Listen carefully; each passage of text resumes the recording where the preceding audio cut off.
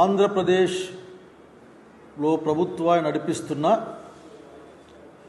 NDA కూటమి Telugu Desam party అధినేత చంద్రబాబు నాయుడు మరియు అతని సహచరులకు అందామా లేక గ్రూపులు అందామా మొత్తం మీద వాళ్ళ గ్రూప్కి ఒక సుప్రీంకోర్టు ఈ రోజున శుతిమెత్తగా కాదు శుతితో కొట్టినట్లు మొహం పగలగొట్టేటట్లు ఒక తీర్పు ఇచ్చింది.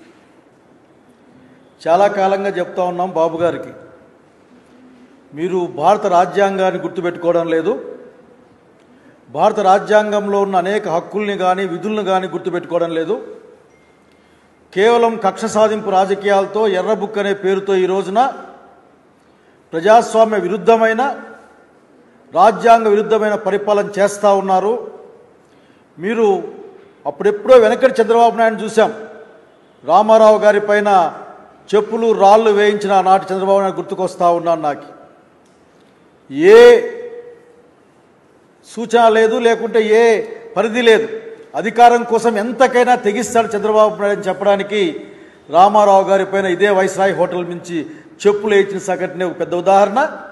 అట్లాగే అసెంబ్లీలో మాట్లాడతామన్న రామారావు గారిని దాదాపు మెడ పట్టి బయటికి గెట్టేంత పనిచేసిన ఆ రోజు గుర్తు తెచ్చుకుంటా ఉన్నాను. కొమ్మినేని శ్రీనివాసరావు గారిని మీరు అరెస్ట్ చేయించారు. అరెస్ట్ అందామా లేక ఎత్తుకుపోయారందామా? మొత్తం మీద ఆంధ్రప్రదేశ్ పోలీసు వాళ్ళు కొద్దిమంది అతి ఉత్సాహంతో శ్రీనివాసరావు గారిని ఇక్కడికి తీసుకెళ్లారు, తుళ్ళూరు స్టేషన్లో పెట్టారు. అసలుకి మీకు ఏదైనా కానీ నేను అధికారులను కోరుతా ఉన్నా, నేను నిజంగా అత్యంత ఉత్సాహంతో పనిచేస్తున్నా, అతి ఉత్సాహంతో పనిచేస్తున్నా అన్నది కూడా నేను కోరుకుంటా ఉన్నా. ఒక్క నిమిషం ఆగండి. మీరేమీ ఆకాశంలోంచి ఊడిపడలేదు చంద్రబాబు నాయుడు గారు లేక మీరు. రాజ్యాంగబద్ధంగానే అందరం పరిపాలించాల్సి ఉంటుంది. 3 సంవత్సరాలు 7 సంవత్సరాల కంటే తక్కువ శిక్ష పడే ఆరోపణలు ఉన్నప్పుడు 41 నోటీస్ ఇవ్వాలి అన్నది సుప్రీంకోర్టు గైడ్లైన్స్. మీకు పట్టదు.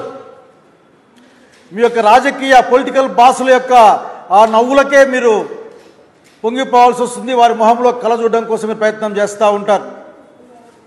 70 ఏళ్ళ పైబడ్డవాడు, ఎటువంటి చరిత్ర చెడ్డ చరిత్ర లేనివాడు, ఇప్పటికే చంద్రబాబు గారు మీ చేత పలుమార్లు బాధించబడ్డవాడు.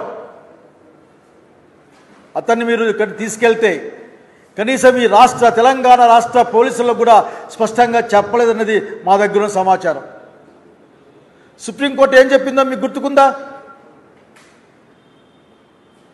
ఒకసారి చదవండి. ఊరకనే ప్రజల్ని భయపడించడం కాదు. ఈరోజు ఏదో మాట్లాడుతూ సూపర్ 6 ఇచ్చేసా, అయిపోయినాయి, అమలు అయిపోయినాయి. అసలు చెప్పడానికైనా కానీ నాకు రాజశేఖర రెడ్డి గారు గుర్తుకొస్తూ ఉన్నారు. రాజశేఖర రెడ్డి గారు అసెంబ్లీ ఇట్లానే వాళ్ళు చెప్పడానికి మీకైనా అది ఉందా అని. అతను నీ ఫ్రెండ్గా, అతను నీకు సరి సమానం కాబట్టి, లేకుంటే నీ సమాన వయసు కాబట్టి నా మాట అనగలిగారు, నేను అనలేకపోతా ఉన్నా. నీకు అది ఉందా అని ఆయన అంటాడు ఆఖరికి ఆ రోజున. ఈ రోజున కొమ్మినేని శ్రీనివాసరావు సంఘటనని ఎంత జుగుప్సాకరంగా మాట్లాడావు,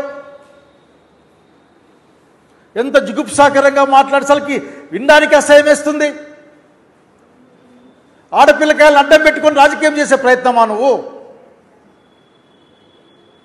టీవీ డిబేట్లలో ఒక వ్యాఖ్యాత ఏదైనా వ్యాఖ్యానిస్తే ఆ వ్యాఖ్యాతకు అక్కడ దాన్ని నడిపించే వారికి కూడా సంబంధం ఏంది? నవ్వాడట. సుప్రీంకోర్టులు చెప్పారు, మీ మొహం మీదే నవ్వారు సుప్రీంకోర్టు జడ్జి, గౌరవ జడ్జిలంతా. ఆఖరికి చంద్రబాబు నాయుడు గారు మీ లాయర్ల మొహం మీద నవ్వితే మీ మీద నవ్వినట్లే గుర్తుపెట్టుకోండి. కుట్ర పన్నాడట. కుట్ర మీ దగ్గర ఉంది. కేవలం ఆడబిడ్డల పేరు పెట్టుకొని వాళ్ళని రెచ్చగొడుతూ ఆ ముసుగులో మీరు సాక్షి ఆఫీసుల పైన దాడి చేసి చూడడం అన్నది చూసాం. బహుశా మీకు సాక్షి అంటే దడ. సాక్షి పేపర్ చూస్తే వణుకు మీకు. మీ యొక్క అబద్ధాన్ని, మీ యొక్క నిజస్వరూపాన్ని బట్ట బయలు చేసే ఒక వేదిక ఈ రోజున సాక్షి పేపర్ కానీ టీవీ కానీ. మిగతా వాళ్ళని మీరు భయపడిస్తారు, ప్రసారాలు ఆపేస్తారు. ఎక్కువ మాట్లాడితే మాస్టర్ కేబుల్ ఆపరేటర్లు బెదిరిస్తారు మీరు. ఈ రోజున సాక్షి నోరు మూయిద్దామని మీ ప్రయత్నం సుప్రీంకోర్టు మొహం మీద కొట్టలు తీర్పిచ్చింది. ఈ రోజున వెంటనే విడుదల చేయండి. మీ యొక్క విషయాలు తెలుసు, పేపర్లు రాలేదని, లేక సాయంత్రం అయిందని, లైట్ లేదని, ఇట్లా రకరకాలుగా మీరు మాట్లాడతారు.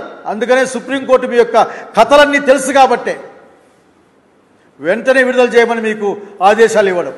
Please subscribe .news.